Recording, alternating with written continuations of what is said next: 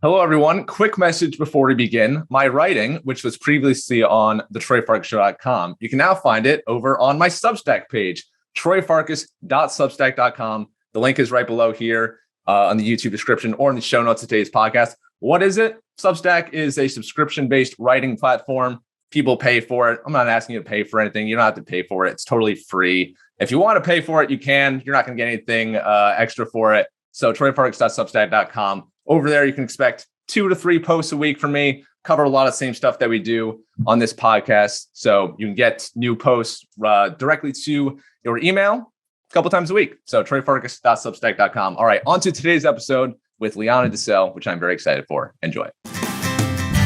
An honor and a privilege to welcome back to the podcast the first ever guest in the history of the Troy Farkas Show. It is one of my favorite people in the world. I say that every week on this podcast. I'm having one of my favorite people on, but I actually mean it even more so than usual today. Liana, I find it so appropriate to have you on the show today because, as I announced in a previous Substack post, the Troy Farkas Show era is coming to an end. I'm going to kind of rebrand the show, a little makeover. Podcast isn't going away. Just going to have a new name, whatnot, just because, I like to change my mind about things from time to time. So going to usher in a new era. But I figure before we do that, have to kind of close the loop on this chapter first with where we started. Liana, so much has changed in our lives, each of our lives, since we last spoke on the podcast in September of 2020. You have gotten married finally. A pandemic delayed you a bit. You have moved to Florida. You've gotten a new job. I moved all around the country. I now live in New Hampshire. I've had a bunch of jobs since we last spoke. So a lot to catch up on today, all that stuff. But before we get into it, how are you? So good to see you. I'm hanging in there, right? I mean, I feel like a totally different person. Like, I feel like looking at myself, I looked back at the podcast before we started this. I'm like, I'm a totally different person from that day. Like, I literally, like I was just telling you, lit my life on fire, rescheduled a wedding during a pandemic, quit a job with no plan, was unhappy living in upstate New York. And now here I am, tan in March, which can't beat it, living in Florida, where I literally said on the podcast, oh, I want to move to Florida. Had no plan at that point. Got a job that I can't even imagine. Like, I couldn't, if you told me, a year and a half ago that I would have had this position, I wouldn't have believed you. I still barely believe it that I'm going into this position. So a lot has changed. Definitely. Well, you're glowing. I can tell you look amazing. I mean, you always look amazing, but even more amazing than usual. So much has happened in your life. I guess let's kind of start with comparing the two versions of yourself. How would you compare your happiness now versus your happiness then? It's hard to compare because it's so different. Like, I mean, obviously, right off the bat, I'm so much happier here. I feel like I'm smiling more. I look different. Like you were saying, like I feel glowing from the inside. Like I feel like this is where I'm finally supposed to be. Like I've taken the necessary next steps in my life. And like, this is where I'm supposed to be in my mid-20s, like happily married, happily going into a position that's going to challenge me every single day in my career, where I'm going to grow and learn new things that I didn't even think I'd ever have the opportunity to learn. And I make new experiences every day living in a state that I've always dreamt of living in. I mean, I know it's Florida, but it's not upstate New York. So it's a step up for me right now. How much apprehension or nerves did you have when you first went down to Florida around, I think, September of last year? Yeah. So it was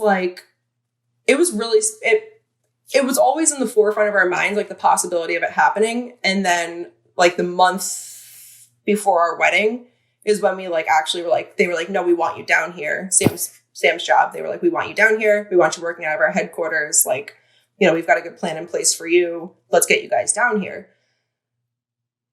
So I had so much, like I said, the month before my wedding. So I had so much other things going on to think about. Then we were in the Maldives for 2 weeks. And then we got back and we just packed for 6 weeks straight, like 5 or 6 weeks straight.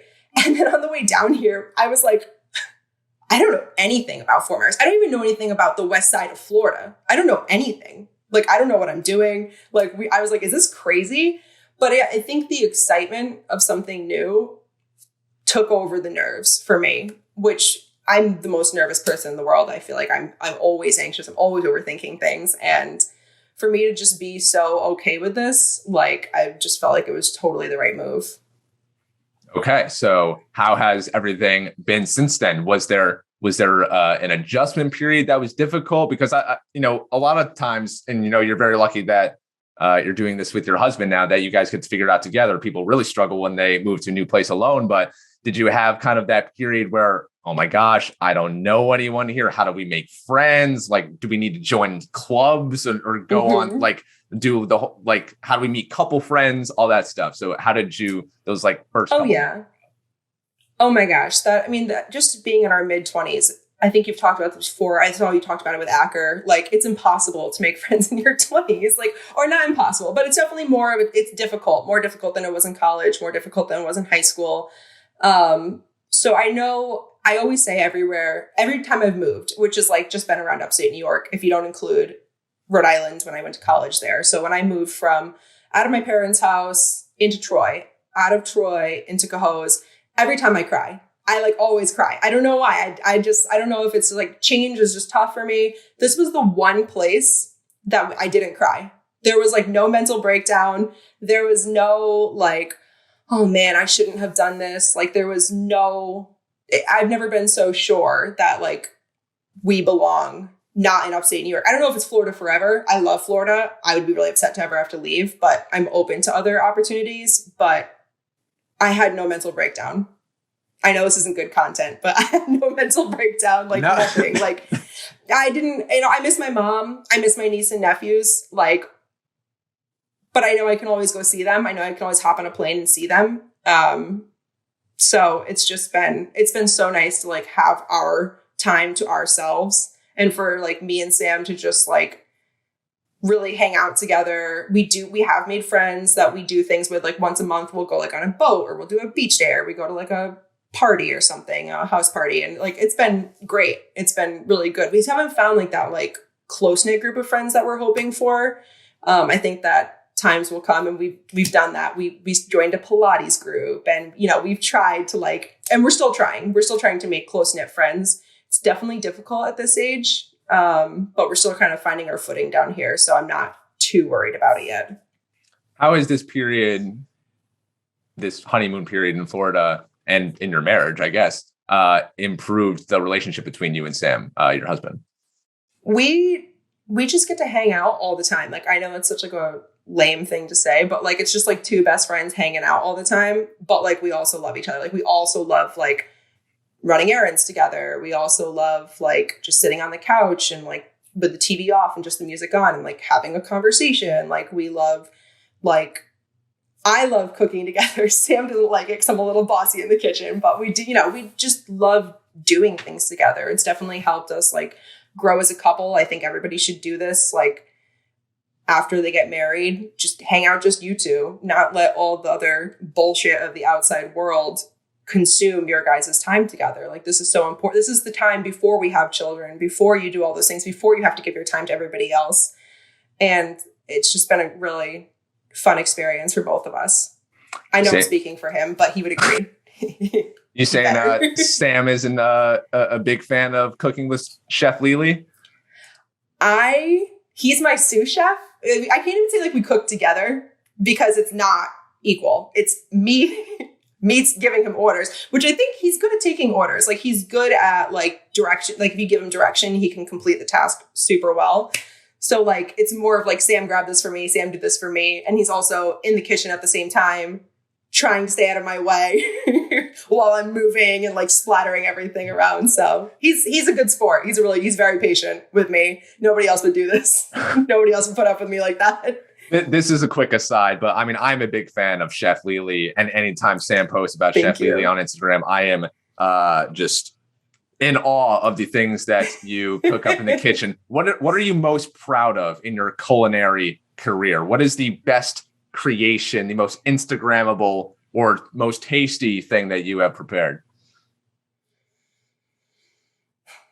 That's difficult. I mean, if I'm going to pick a meal, I'm going to say everybody always wants my chicken parm sandwiches. Like, or like a chicken parm sub. Everybody's always going for that. I know it's so simple, but like just the fried chicken cutlet, just the art of it to me is just something I get emotional talking about. Like I grew up having known my grandmother, Nonna Tina. She was the one that taught me how to make the perfect chicken cutlet. Like it's a big deal in the Italian culture. But I think if we're talking about like a whole thing that I put together, I'd have to say Thanksgiving. Like I put that out there like a pro. I don't say much nice things about my cooking. Like I'm not like someone to like, you know, every time I taste something, I'm like, oh, I could have done this differently. I'm totally my biggest critic. But like Thanksgiving, I was impressed with myself. It wasn't perfect. God, it wasn't perfect. But I mean, I got everything out at the time that I said it was going to. Everything was warm at the same time. Like it was, I was hustling that day. I spent like a week prepping for Thanksgiving. Really. Wow. Well, I mean, that doesn't even include like the month before where I was planning everything and making my grocery lists. And so, yeah, Thanksgiving is tough. But it's fun. I mean, you and our girl Taylor, you know, she's got the famous Tastegram account. I mean, she might have to worry about Chef Lily. I know, we could do like a collab or something. Definitely should. So that's awesome. I'm so glad that you guys are happy and figuring it out in Florida. I want to backtrack to just before you guys moved to Florida, which I think makes sense because, you know, all the rabid listeners of the Troy Farkas Show got to hear about all your wedding planning and all of the trials and tribulations of it. I think we need to tell the people what actually happened in late June 2021. So now that you have all this time to look back on it, now that it is in the rear view mirror, all the stress is gone, how would you rate your overall wedding experience? Did it go 10 out of 10 like you planned it would? Wanted to?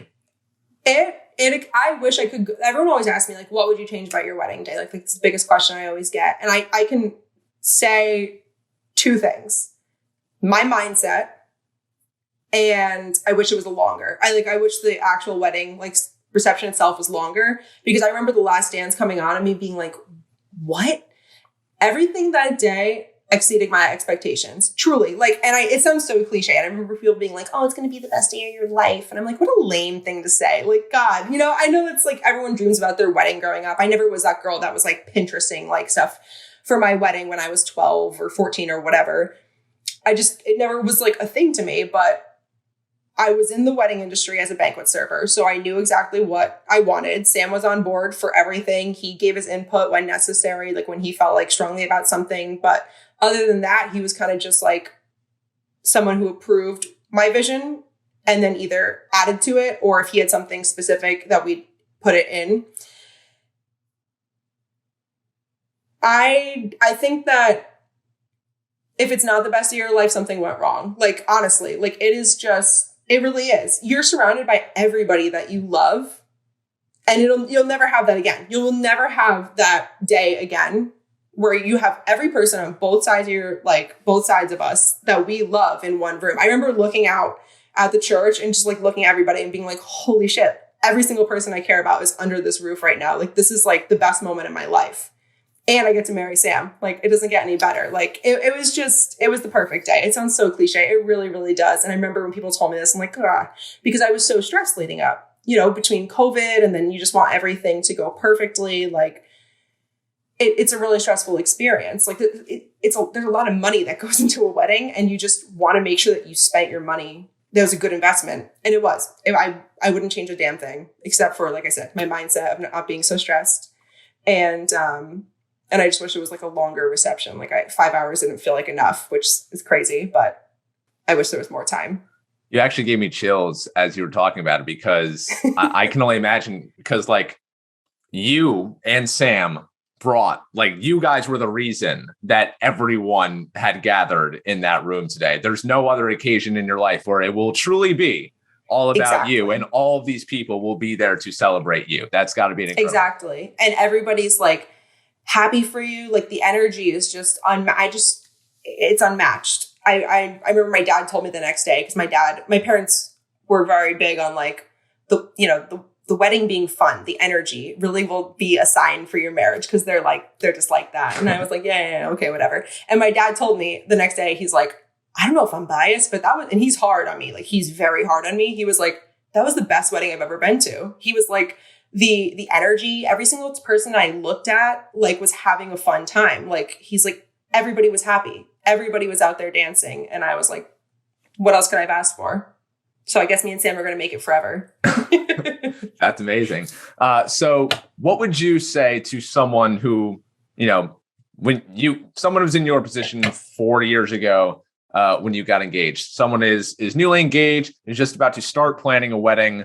What would be the advice that you would give that young girl to try to make sure that she has a wedding experience like you did?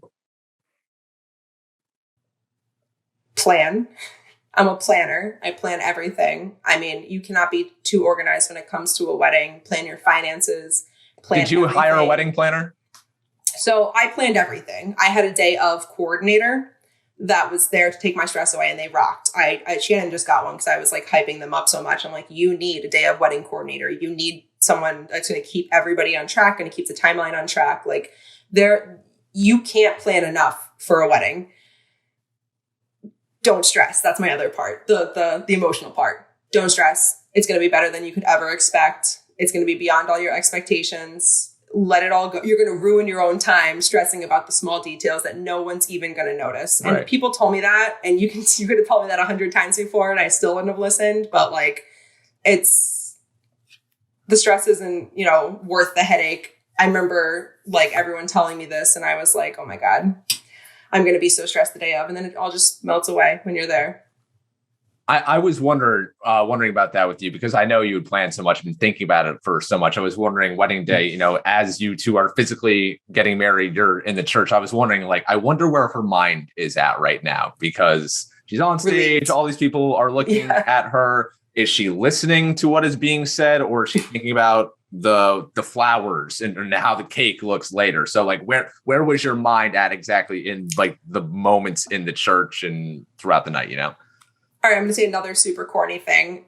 At the morning of my wedding, I wasn't like nervous. I wasn't like not myself or anything. I was super hungover. I can tell you that. We had an open bar at our rehearsal dinner, so I was super hungover. But I wasn't like, oh my God, there's no cold feet. There was no worries. There was no nerves, nothing. I was just annoyed that I hadn't seen Sam in like whatever, 20 hours. It's so lame. Like, and I was just so relieved to have him next to me, to feel like, oh, this is going to go perfect. Like, it felt like I was finally like relieved. There was just like a lot of relief sitting up there. I was listening to what Father Pat was saying. I'm not Catholic. Father Pat, if you ever see this, I'm so sorry. So sorry.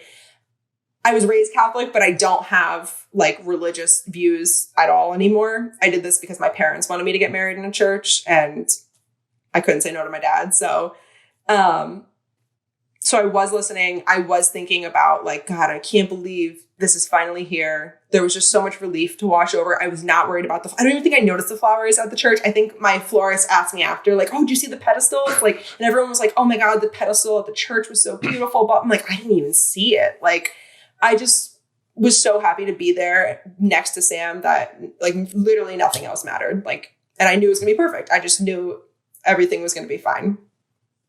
That's awesome.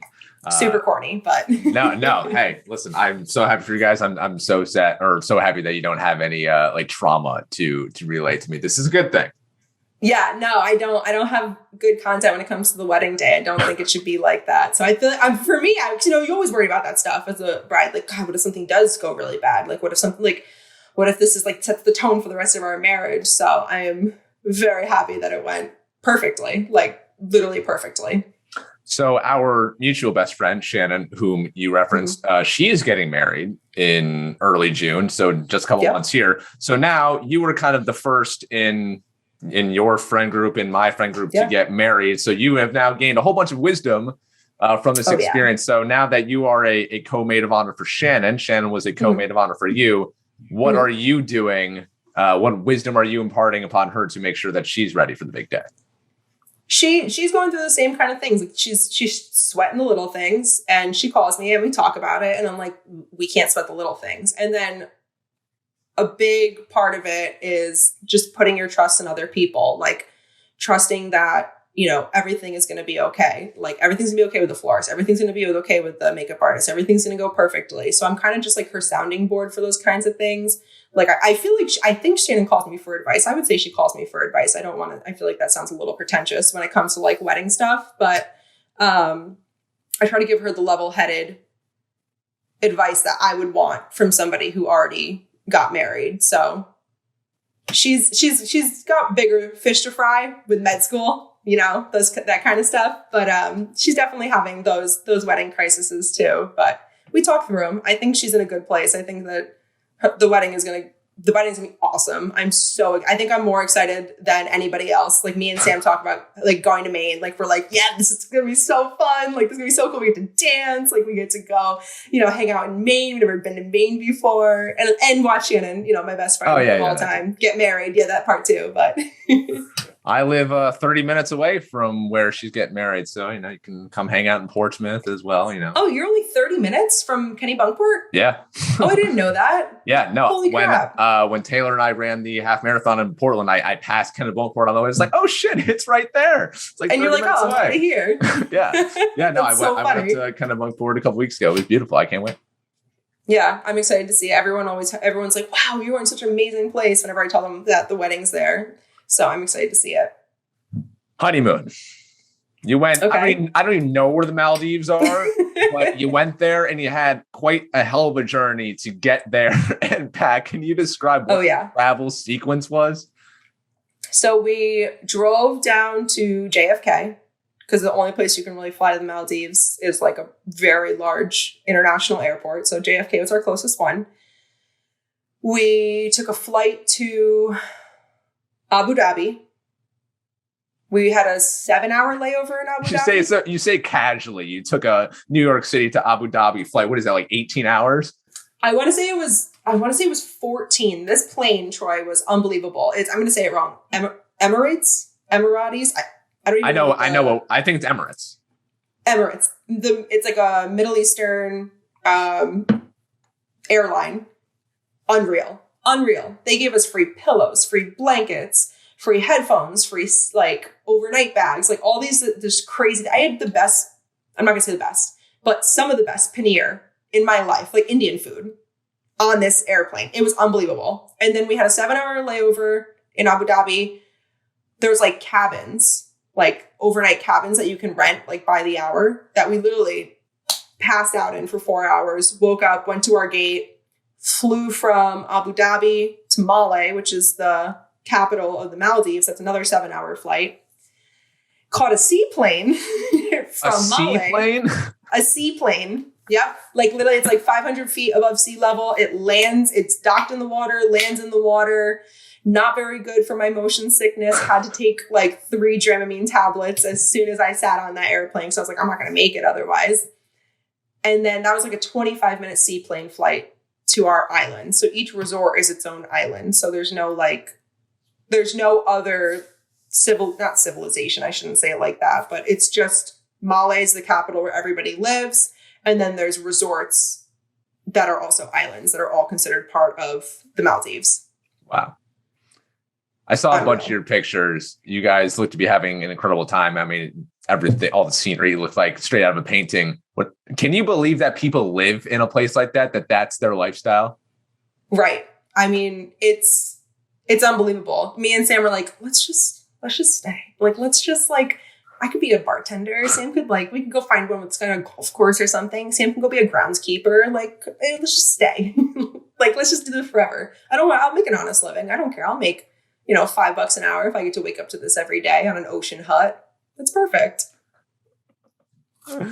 Amazing. Wishful thinking. So I also want to talk to you about actually something that, when I asked you to come on the podcast a couple weeks ago, you actually said that, yes, you're honored. You would love to, but you actually said like you couldn't do it that week because you were so exhausted because you had been hosting a bunch of people for 7-8 days straight. And I know you. Yeah. You are a caterer. You like making everyone feel at home. You like making everyone feel welcome. Chef Lily is in full swing. You're making sure all the food is set, all the accommodations are set. It's tiring being that kind of caretaker. And so you straight up said to me, honestly and truthfully, you said like, I would love to, but I am just dead. Like I can give, like, I want to talk to you, trust me, but there's nothing I can say right now because I'm so exhausted and like, I'll just like stutter, whatever.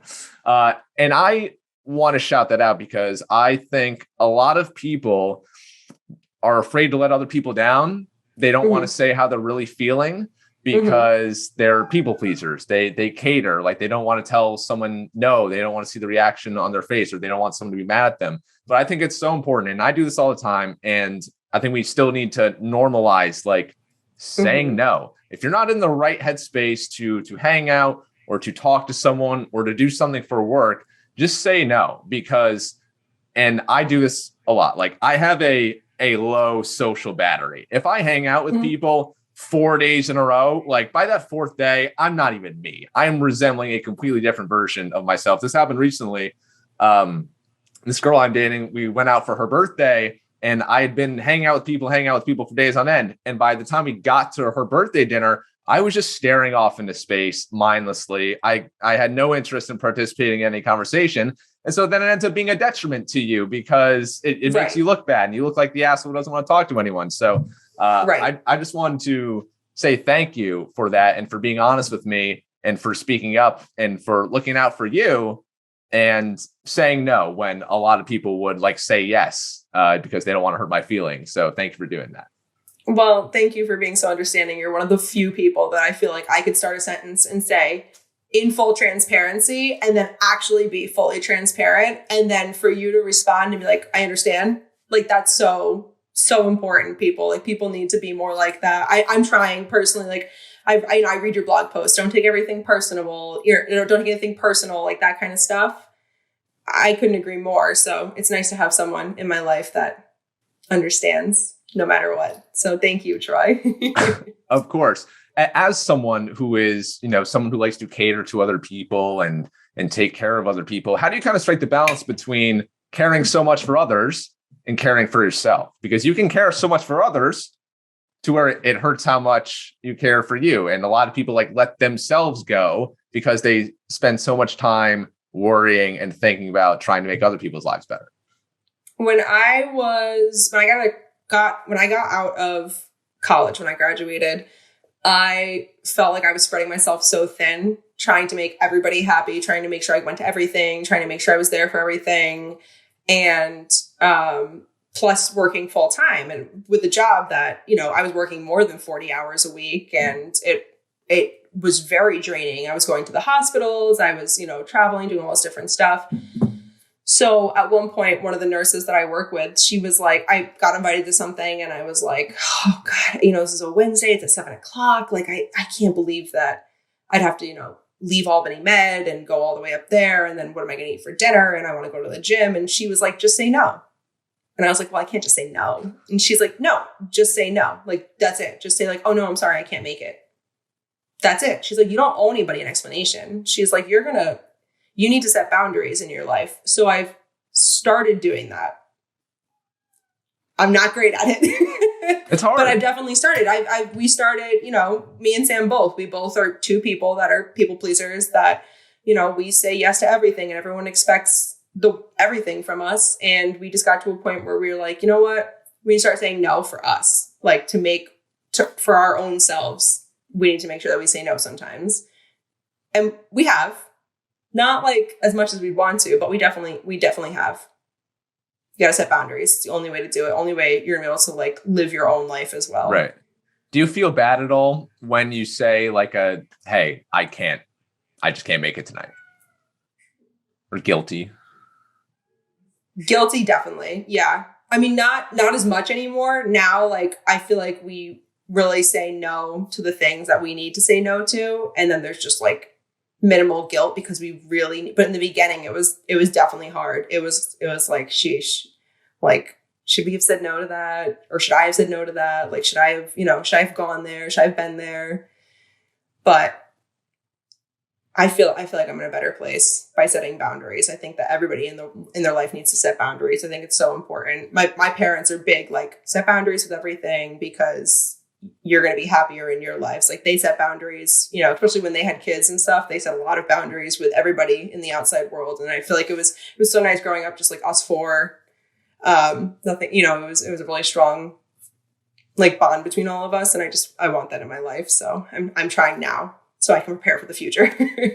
It's difficult, but it's necessary. I mean, I'm still trying to do it because you still, and this is the biggest battle I fight is caring what other people think about me. I want to be there for people. I want them to know that they can rely on me. But there's times where I'm afraid if I say no, that I'm going to take a hit in that person's or in how they view me. So I'm working on that for sure. Good. We all should. We all need to, especially us. Like, I feel like our generation, we're so used to like spreading ourselves thin and doing everything that everyone else wants us to do. And now we're like, you know what? Let's set boundaries. Do you view yourself as an introvert or extrovert? Extrovert. I mean, well, yeah, extrovert.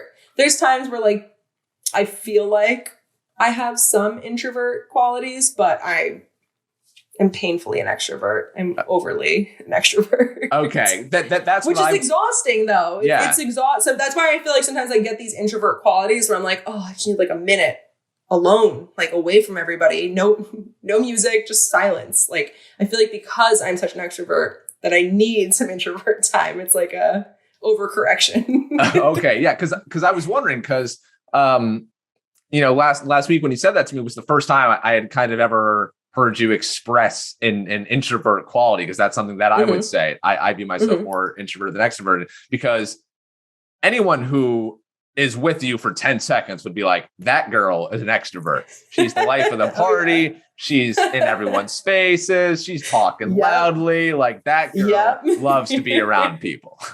Oh, yeah.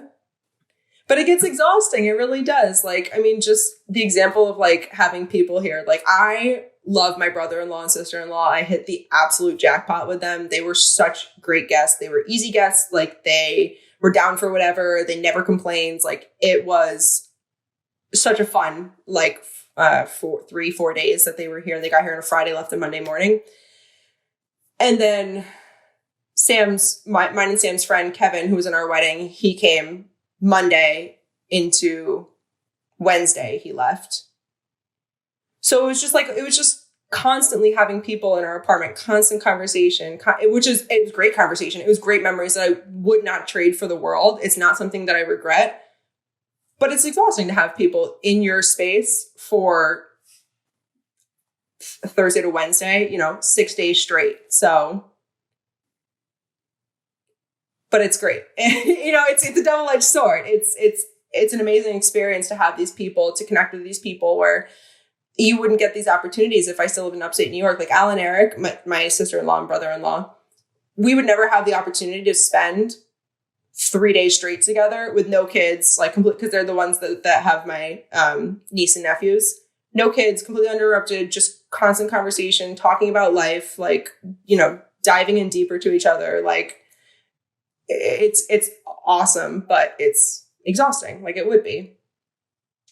Last question, then we'll get you out of here. So you're newly married. As you said, weddings cost a lot of money. Honeymoons cost a lot of money. I'm very curious to know kind of what your and Sam's approach is to money management post-wedding. How are you guys trying to make sure that you're being responsible and, not leaving yourself dry? I wish I didn't have my headphones in so Sam could hear this question, because he would come running in with his spreadsheets. His goal in life is to just become very like financially literate. Like, my brother is the senior financial analyst for Goldman Sachs. So we have like our financial advisor who like we call all the time, but like, we're both like trying to get into investing, and we have a joint savings account, and we have all this savings already for like that we're putting away for a house and things like that. So the ultimate goal is just to be financially literate, to not get anxious when we talk about money, to come up with specific budgeting for the apartment, for utilities, for life, for fund money, for, my fund savings, his fund savings, our joint savings. So I think it's a really important conversation to have when you get, or even before. I definitely think before you get married is when you should have the conversation about what you want to do. Because I know people still that are married that split things 50-50. I know people that take 20% from their paycheck and 20% from their other paycheck, and they have a joint this way. But like, me and Sam have got it like very analytical and very down to the point where like, okay, we have this for our house savings. We have this for savings for whatever, for our emergency fund. We have this money that goes towards our rent, utilities, cars. And then we have all this extra fun money that I call it fun money. It means like our 2-week spending limit for like groceries, which is fun for me. And then like golf and, you know, dinner and going out places and experiences and whatnot. What is that like sharing, you know, a checking account with someone else? I can't imagine like I get my direct deposit every other week and it doesn't all go to me. It goes to this other person that did nothing to work for that. Right. I think it's easy for me and Sam right now because we're very equal in our lives, like in our jobs. So it's just, we're kind of just like,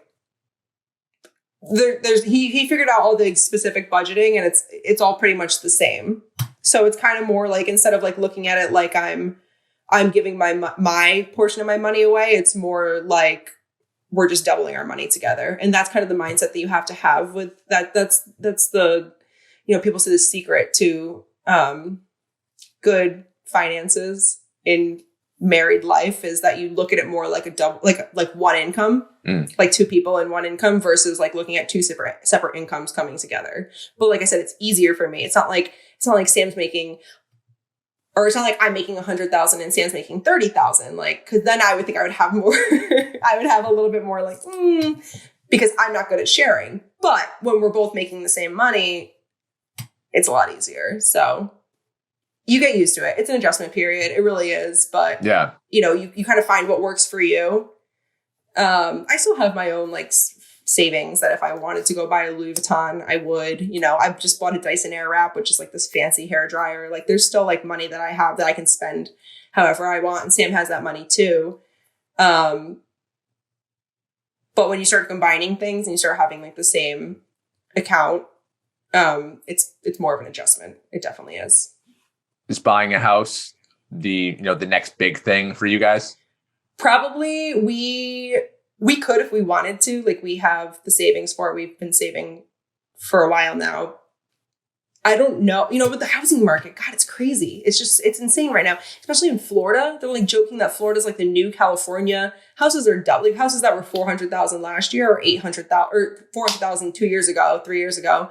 Or 800,000 now. Wow. So it's like, it's insane down here. Everyone's moving down here. So it's not like I don't look at buying a house equating to success. I feel like that was kind of like some people have that mindset. I don't think like being successful is having a house. Mm-hmm. I'm in no rush to buy a house, I guess I could say. I don't like the idea of maintenance. I don't like the idea of being like married to my house. Me and Sam, we want to travel. Like we're going to Costa Rica in June. Like we have things that we want to do. So I'm not like in a huge rush, but it's in the front of our minds. It's probably the next 5 years, I would say. We're going to buy a house probably.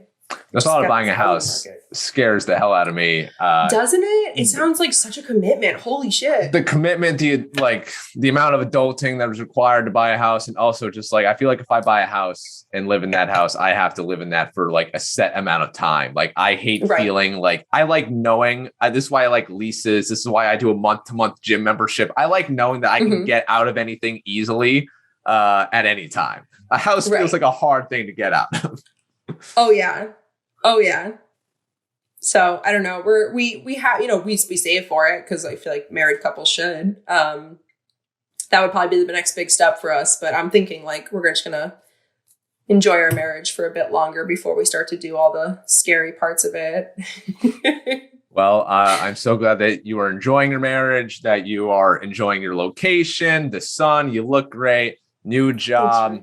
Everything is great for you guys. The Mets are back. I saw the Mets spring training facilities right around the corner for you guys. That's got to be incredible. You guys are Mets fans, went to a bunch of Mets games in New York City together. So happy for you guys. And thank you for being the first guest and one of the last guests on the Troy Farkas Show. Liana, love you forever. Thank you so much for being here. And I can't wait to see you soon. Love you, Troy. Thank you. Thank you for having me. It's an honor.